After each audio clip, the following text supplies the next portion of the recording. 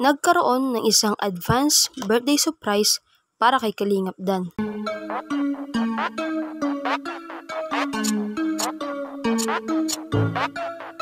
Suki Deso.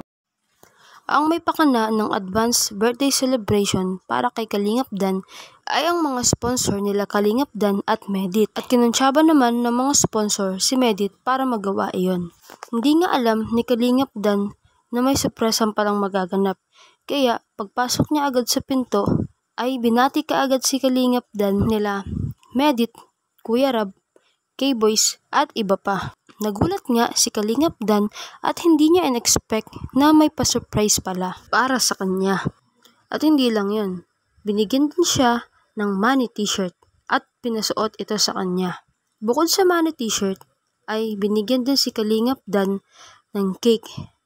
At syempre, hindi lang yun basta cake, kundi money cake. Bukod sa cake ay binigyan din si Kalingap Dan ng pera galing sa mga sponsor.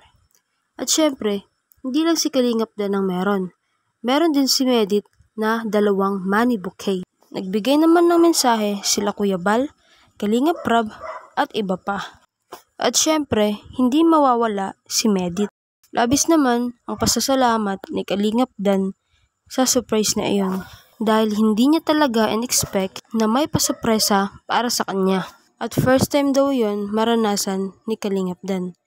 Dahil dati, tuwing nagbe-birthday daw siya, ay hindi siya nagse-celebrate ng katulad ng pa-surprise sa kanya. At may pahabol naman na birthday message ang mga K-Boys para kay Kalingap Dan. Siyempre, nagmensahe din dito si Kalingap Edo na puro kalokohan lang din ang sinabi. At ganun din si Papa Joms. Dito nga ay pinagtitripan pa ni Kalingap Rab si Papa Joms dahil nilalapit nito ang camera sa mukha nito. At ayaw naman ipalapit ni Papa Joms ang camera sa mukha niya dahil baka daw makita ang mga secrets sa kanyang skin. At ayun nga, naging masaya kay Kalingap Dan ang birthday celebration na iyon. At nagpapasalamat naman siya kay Medit at sa lahat ng mga sumusuporta sa kanya at nagmamahal sa kanya at patuloy pang magmamahal sa kanya at sa kanilang love team na Dadit. Maraming salamat po sa panonood at pakikinig. Please do not forget to like, leave a comment, share, and subscribe po sa aking munting YouTube channel. Maraming salamat po. God bless us all.